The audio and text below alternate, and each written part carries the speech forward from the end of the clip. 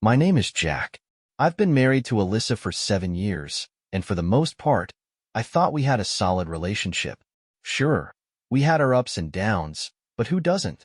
We had 2 beautiful kids, our son Caleb, who was barely a year old and still sleeping in his crib, and our daughter Emma, a feisty 3-year-old who was learning to navigate the world from her little toddler bed. Life wasn't perfect, but I thought we were building something together. I worked hard to provide for them, and Alyssa stayed home with the kids. It felt like a good balance. That day started like any other. I had a tree removal job about an hour and a half from our home in a small town just outside Des Moines, Iowa. The job was tough, climbing, cutting, and hauling all day in the hot sun. I was bone-tired and ready to crash on the couch when I got home. On the drive back, my phone buzzed. I glanced down at a text from Alyssa. "I'm at the neighbor's playing," it read. I laughed it off at first, thinking it was one of her weird jokes. Alyssa had a quirky sense of humor, and sometimes her messages didn't make sense until I saw her face to face. But the text stuck with me. Poker? At the neighbor's? I didn't even know she had that kind of relationship with Roger, the guy next door. Roger was 64, 23 years older than Alyssa. He was retired, a widower who spent his time tinkering in his garage or sitting on his porch with a bottle of whiskey. Nice enough guy on the surface, but he always gave me this sleazy vibe. The idea of my 41-year-old wife hanging out with him, playing poker, felt off. I finally pulled into the driveway, eager to see what was actually going on. Stepping inside the house, I immediately noticed how quiet it was. The TV wasn't on, and there were no sounds of Alyssa moving around. I walked through the living room to check on the kids. Caleb was fast asleep in his crib, and Emma was tucked under her pink blanket in her toddler bed. Relief washed over me seeing them safe and sound, but the silence told me Alyssa wasn't home. I glanced out the window toward Roger's house. The porch light was on, and I could see faint shadows moving inside. Curious and a little uneasy, I decided to go over and see for myself. When I reached Roger's front door, I peered through the small window. My stomach dropped. Alyssa and Roger were sitting on his couch. There were no cards, no game, just booze. Alyssa had her wine glass in hand, and Roger was pouring another round of whiskey for himself. They were laughing, sitting far too close for my comfort. I didn't knock. Instead, I turned around and went back home to check on the kids again. I needed to think. I paced the living room, watching the baby monitor to make sure Caleb and Emma stayed asleep. But I couldn't sit still. I had to know what was going on. I went back to Roger's house, this time determined to confront them. When I looked through the window again, my worst fears were confirmed. Roger was leaning toward Alyssa, his hand slipping into her low-cut blouse. She didn't push him away or even flinch. She just sat there, laughing as if this was all completely normal. My blood boiled. Before I could think, I banged on the door with enough force to make the whole thing rattle. Roger opened it, looking smug and a little surprised. "Get your ass home, Alyssa," I snapped. "I saw everything. You sat there and let him grope you like it was nothing." Roger didn't say a word, just stood there with that stupid smirk on his face. I stepped closer, daring him to try something. "Swing on me." "Go ahead," I growled. "Give me a reason to put you in the hospital. Or better yet, pull a weapon. Let's see how far that gets you." He didn't take the bait. He knew I was a Marine, combat-trained, and ready to handle him if he made one wrong move. Alyssa finally stood up, brushing past him to join me on the porch. She didn't say a word as we walked back to the house. The walk back to the house was silent, but the tension between us could have been cut with a knife. Alyssa kept her arms crossed, her face a mix of defiance and guilt. I didn't say anything at first. My mind was racing, trying to piece together what I had just seen. Part of me wanted to scream, to demand answers, but I also didn't want to wake the kids. I'd seen enough already to know there wasn't going to be a reasonable explanation. When we got inside, Alyssa headed straight for the kitchen. She grabbed a bottle of wine from the fridge, poured herself a full glass, and leaned against the counter like nothing had happened. "Are you serious right now?" I finally said, my voice low but sharp. "What?" she replied, taking a long sip of her wine. "What?" I repeated, incredulous. "You think this is normal? You think I'm just going to ignore the fact that you were over there letting Roger?"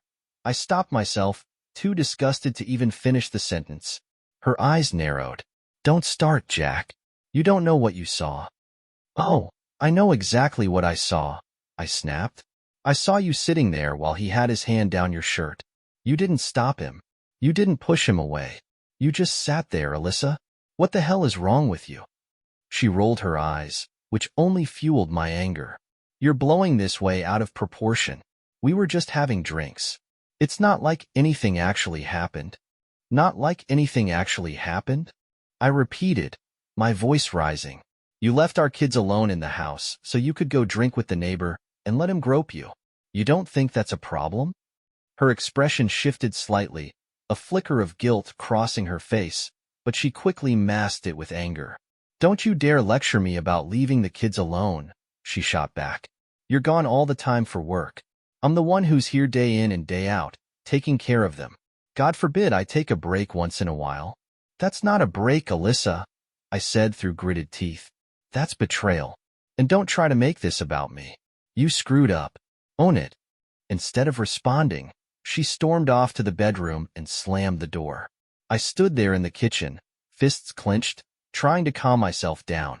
I wanted to chase after her, force her to talk, but I knew it would only escalate things. A few minutes later, I heard her on the phone. Curious, I moved closer to the door and listened. I don't know why he's so mad, she was saying, her voice choked with fake tears. He's making such a big deal out of nothing. He's just so controlling sometimes, you know? He took the car keys again, like I'm some kind of child. I felt like I'd been punched in the gut. She was talking to her sister, Jessica, and painting me as the villain. She conveniently left out the part about leaving the kids alone or letting Roger grope her. Instead, she made it sound like I was the unreasonable one. I wanted to burst into the room and set the record straight, but I held back. Jessica had always been quick to take Alyssa's side, no matter the situation. It didn't matter what I said. She would believe Alyssa over me. When Alyssa finally hung up, she came out of the bedroom with her arms folded.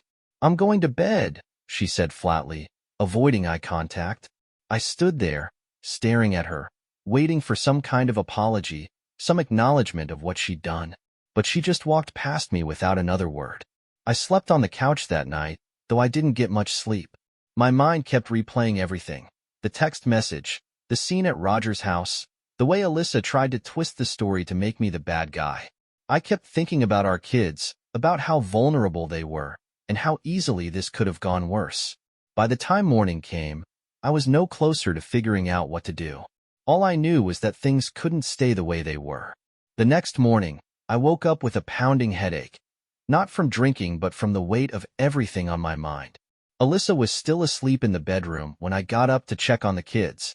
Emma was already awake, babbling to her stuffed animals in her toddler bed, while Caleb stirred quietly in his crib. I scooped him up, holding him close.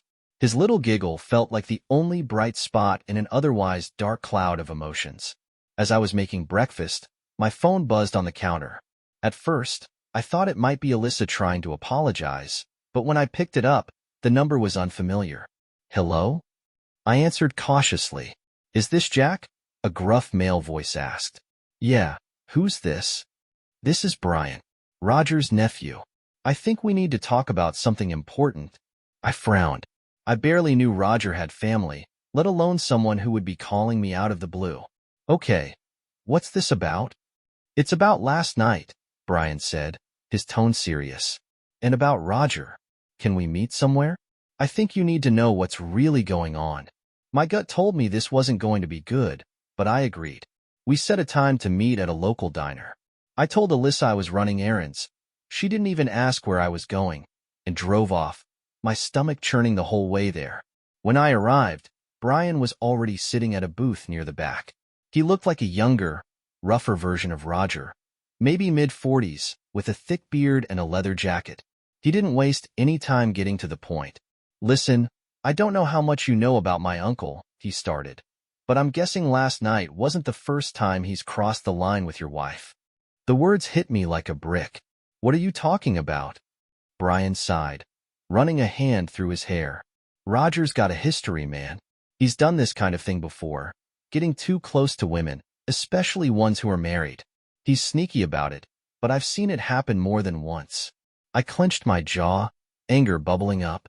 Are you saying he's done more than just last night? Brian hesitated. I don't know for sure, but let's just say it wouldn't surprise me. My uncle's got a way of making women feel comfortable around him, like he's harmless. Next thing you know, he's crossing boundaries. My mind raced. I thought about all the times Alyssa had been overly friendly with Roger, laughing at his jokes, waving to him from the porch, even bringing him baked goods once or twice. I'd brushed it off as harmless before, but now it felt like pieces of a bigger puzzle falling into place. Then Brian dropped the real bombshell. There's more, he said, lowering his voice. I was at his place last week, and I found something. A hidden camera in his living room. What the hell? I said, my voice rising. Brian nodded grimly. I didn't say anything to him at the time, but I checked the footage. He's been recording people who come over. I didn't see anything specific about your wife, but you might want to check for yourself. My hands shook as I processed what he was saying. Not only had Roger crossed the line with Alyssa, but now there was the possibility that he'd been filming her. Or who knows who else, in secret. Brian handed me a USB drive. I copied some of the footage before he caught on. I don't know what's on here, but I figured you should have it. Do whatever you need to do, man. I stared at the drive in my hand, a sick feeling settling in my stomach. Why are you telling me this? Why not go to the police? Brian shrugged. Roger's family, but that doesn't mean I like him. He's a creep, and I've had enough. But I figured you deserved the chance to handle this your way before it gets out of hand. I left the diner feeling like my world had been turned upside down. When I got home, Alyssa was still lounging on the couch, scrolling through her phone like nothing had happened. You're back, she said casually, barely looking up. I didn't respond. Instead, I went to my office, shut the door, and plugged the USB drive into my laptop. The files were all time-stamped, and it didn't take long to find footage from the night before. My heart sank as I watched. There was Alyssa, laughing and drinking with Roger, just like I'd seen through the window. But then there was more. Footage of her arriving at his house earlier that evening, leaning in a little too close as he poured her a drink. And then, unmistakably, Roger reaching for her blouse while she didn't even try to stop him. I felt a wave of rage and betrayal wash over me. But the worst part? This wasn't just about Alyssa anymore. Roger had turned his home into a trap, and I had no idea how far his schemes went. I knew what I had to do next. Sitting in my office, staring at the footage on my laptop, I felt like the ground had been ripped out from under me. Every moment I watched only confirmed what I'd feared. Alyssa had crossed lines I couldn't ignore, and Roger was more than just a sleazy old man. He was calculated, predatory, and dangerous. But the videos didn't just show Alyssa. As I skimmed through more files, I saw other women, neighbors I recognized, laughing and drinking in his living room. Some of them looked uncomfortable, others complicit. It was clear Roger had a pattern. What wasn't clear was how many people knew about it, or if anyone else was going to step forward. I copied everything onto my own drive, my hands shaking the whole time. My gut told me I needed to involve the police, but part of me hesitated. What would happen to Alyssa if this became public? What would this mean for our kids? I couldn't sit with it alone. I walked out of my office, gripping the drive in my hand like a lifeline. Alyssa was still in the living room, scrolling on her phone and sipping coffee like she didn't have a care in the world. The sight of her made my blood boil. We need to talk, I said, my voice cold. She looked up, her expression instantly defensive. About what now? About last night. And about Roger. I held up the USB drive. You want to explain this? Her face paled slightly, but she quickly masked it with irritation. What's that supposed to be? Evidence, I said. Footage from Roger's hidden camera. He's been recording everything, Alyssa, including you. She blinked, her composure faltering. What are you talking about? He wouldn't. He did, I snapped, cutting her off. And you're on it. All of it. Him touching you, you not stopping him, and who knows what else. Her mouth opened and closed like a fish gasping for air. I didn't know he was recording anything. This isn't my fault, Jack. He's the one who... You let it happen, I interrupted, my voice rising. You went over there, you left our kids alone, and you let him put his hands on you. And now I find out he's been filming the whole thing? How could you be so goddamn reckless? Tears welled up in her eyes, but I didn't feel sympathy. Not this time. I didn't mean for it to go that far, she said, her voice trembling. It was just supposed to be a couple of drinks. I didn't know he'd. Save it, I said, my tone flat. You made your choices, Alyssa. And now, because of you, I've got to figure out how to clean up this mess. She broke down then, sobbing into her hands. Normally, I would have felt compelled to comfort her, but not this time. I couldn't. Instead, I walked back to my office and called Brian. Did you go to the cops yet? I asked him as soon as he picked up. No, he said. I figured I'd leave that up to you. Why? I've seen enough. I'm going to the station today, I said firmly. Roger needs to be stopped. Brian hesitated. You sure? Once this gets out, it's going to be messy. You ready for that? I glanced at the closed office door, knowing Alyssa was probably still crying on the couch. Messy or not, this ends now, I said. That afternoon, I drove to the local police station, the USB drive in my pocket. I handed it over to the officer at the front desk and explained everything I knew. They took my statement, asked a million questions, and promised to investigate. When I got home, Alyssa was waiting for me. Where were you? She asked, her voice hoarse from crying. I went to the cops, I said bluntly. Her eyes widened. Jack, no, you didn't. I did, I said, and I'm not sorry. Roger's been preying on people for who knows how long. He's not just your problem, Alyssa. He's a threat to this whole neighborhood. She stared at me, her expression a mix of anger and fear. Do you realize what you've done? What if this ruins us? It already ruined us, I shot back. You and Roger made sure of that. She opened her mouth to argue, but seemed to think better of it. Instead, she turned and walked away, slamming the bedroom door behind her. For the first time since this nightmare began, I felt a small sense of relief. Maybe this wasn't the end of the chaos, but at least I'd taken the first step toward justice. The tension in the house was unbearable after my trip to the police station. Alyssa barely spoke to me, and when she did, it was always defensive or deflective. I wasn't sleeping well. Every time I closed my eyes, I saw her sitting on Roger's couch, laughing while he pawed at her. But even with the footage I had seen, part of me still clung to the hope that maybe this was the extent of her betrayal. That hope shattered a week later. It was a Saturday morning, and I was working on repairs to our fence in the backyard. Alyssa was inside, supposedly doing laundry, but I hadn't seen her all morning. My phone buzzed in my pocket, and I pulled it out, expecting a message about a job or maybe something from the police about Roger's case. Instead, it was from an unknown number. You don't know me, but you deserve to know the truth. Alyssa's been seeing someone else. It's not just Roger. Check her phone. My heart stopped. For a moment, I thought it might be a cruel prank, but something about the message felt too specific to ignore. I stared at the screen, debating whether to confront her immediately, but instead, I slipped inside quietly to see if I could catch her off guard. I found her in the bedroom, sitting on the edge of the bed with her phone in her hand, smiling at the screen. She didn't notice me at first.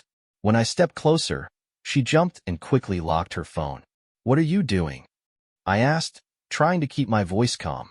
Nothing, she said too quickly, shoving the phone under her pillow. I didn't believe her for a second. Let me see it, I demanded, stepping closer. Her eyes widened. What?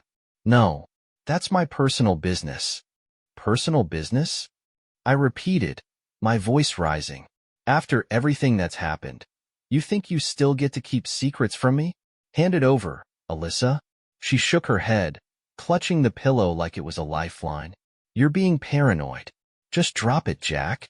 But I wasn't dropping it. I lunged forward and grabbed the phone from under the pillow before she could stop me. She screamed at me to give it back, but I'd already unlocked it. My stomach twisted as I scrolled through her messages. At first, it was random chats with her sister and a couple of friends, but then I saw the name Mark. My blood ran cold. The thread with Mark was long, filled with flirty messages, inside jokes, and, worst of all, explicit photos. I read one message that made my heart feel like it had been ripped from my chest. Last night was amazing. I can't stop thinking about you. I wish I didn't have to go back home. Another message from a few days earlier was even worse. Jack has no idea. He's too busy working to notice anything. I looked up at her, holding the phone like it was a loaded weapon. Who the hell is Mark? She didn't answer, just stared at me with wide eyes, her face pale. Answer me, I shouted, my voice cracking under the weight of my anger. She finally broke down, burying her face in her hands. He's someone I met a few months ago, she admitted, her voice muffled. It wasn't supposed to mean anything, Jack. I swear. It just happened. It just happened? I repeated, my voice dripping with disbelief. You've been sneaking around with another man, lying to me, leaving our kids alone, and all you can say is it just happened? She sobbed harder, but I didn't care. I felt like my whole world had come crashing down. The betrayal with Roger had been bad enough, but this was deliberate, pre-planned. She'd been carrying on an actual affair behind my back, while I was out working my ass off to support her and the kids. Where did you meet him? I demanded. She hesitated, then whispered, at the bar.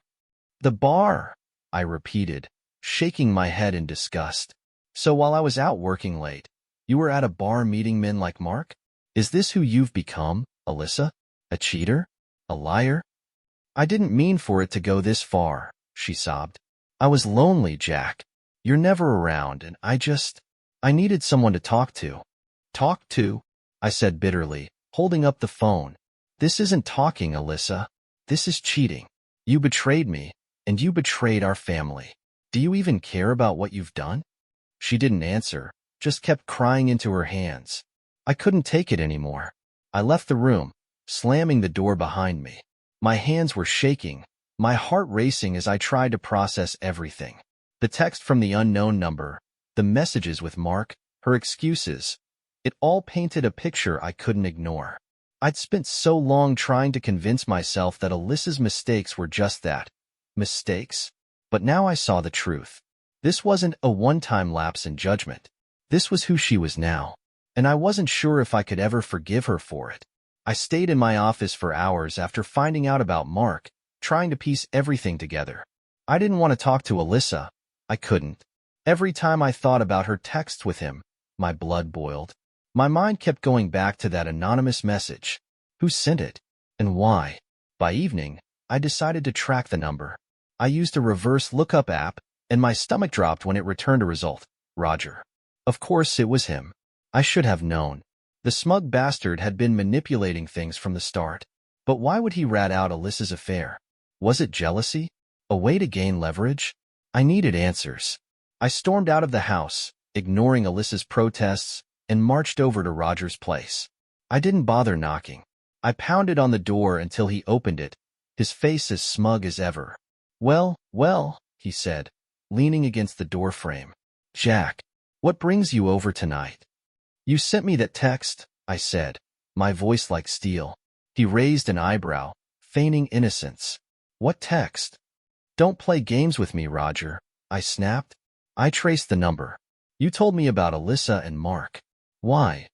Roger's smirk widened, and he stepped aside, gesturing for me to come in. Why don't we talk about this inside?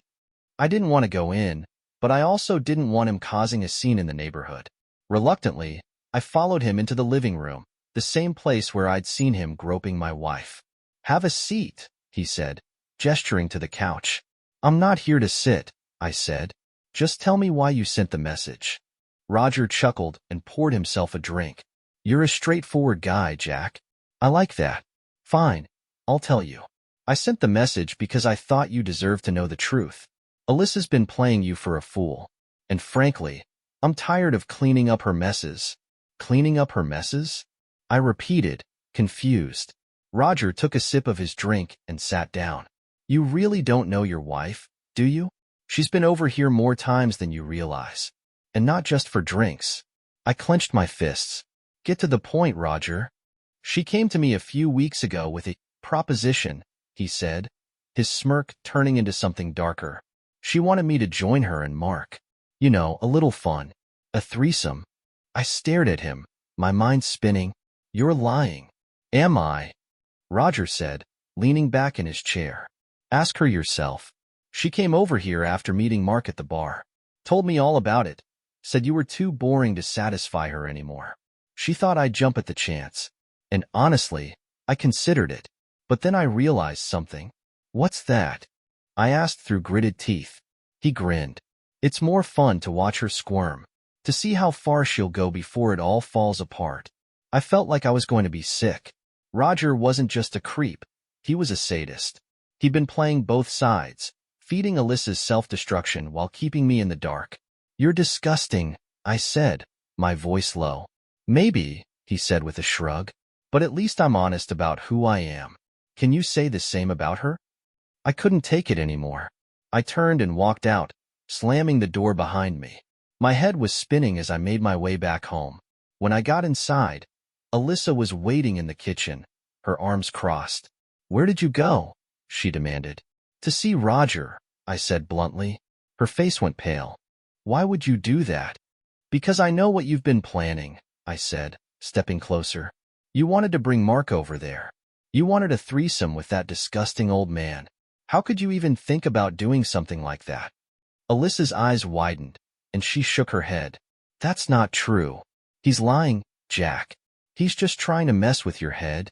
Don't lie to me, Alyssa. I shouted. I've had enough of your lies. Just admit it. She opened her mouth to argue, but then closed it again, her shoulders slumping. Fine, she said quietly. I thought about it. But it never happened, Jack. I swear. I don't know. I was bored. Lonely. I wasn't thinking straight. Not thinking straight?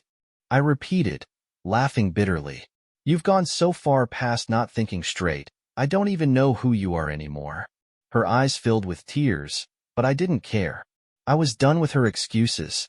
You've destroyed everything, I said, my voice breaking. Our marriage, our family, everything. I don't know how to come back from this, Alyssa. And honestly, I don't think I want to. She started sobbing, but I turned and walked away.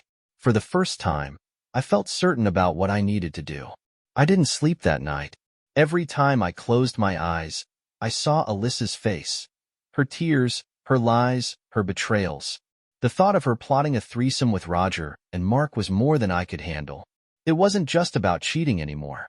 It was about how far she'd fallen, how little respect she had left for me, for our family, for herself. By the time the sun came up, I'd made my decision. I found her sitting at the kitchen table, staring blankly at her coffee cup. She looked like she hadn't slept either, her face pale and her eyes puffy from crying. For a brief moment, I felt a flicker of pity for her. But then I remembered everything she'd done, and the anger came rushing back. We need to talk, I said, my voice flat. She looked up at me, her eyes wary. About what? About what happens next, I said. Because whatever this is, it's over. Her face crumpled. Jack, please, she begged. I know I screwed up. I know I hurt you. But we can fix this. I can fix this. I'll do whatever it takes. It's too late for that, I said, shaking my head. You didn't just make a mistake, Alyssa. You made a choice. Over and over again, you chose to lie, to cheat, to betray me. And now, there's nothing left to fix. Her tears started again, but I didn't let them sway me. I've already called a lawyer, I said. I'm filing for divorce. Her eyes widened, and she shook her head frantically. No, Jack, you can't do this. Think about the kids. Think about our family. We can't just throw it all away. I'm not the one who threw it away, I said coldly. You did that when you started sneaking around with Mark. You did that when you left our kids alone to go to Roger's house. You did that when you decided I wasn't good enough for you anymore. She stood up, desperation written all over her face. I'll change, Jack. I swear. I'll go to therapy. I'll stop drinking.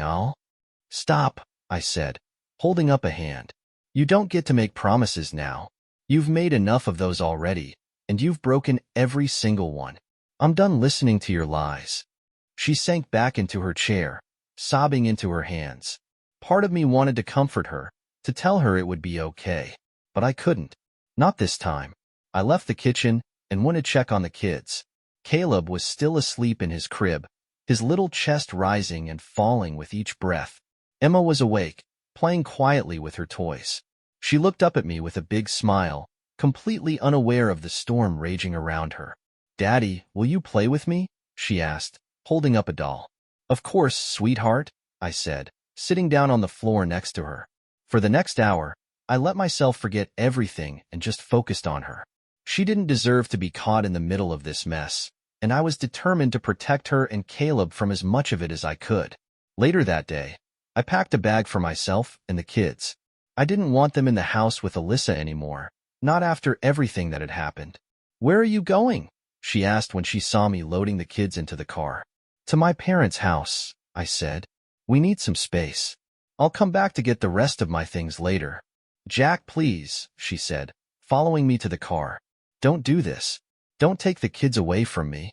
"You left them alone, Alyssa," I said sharply. "More than once.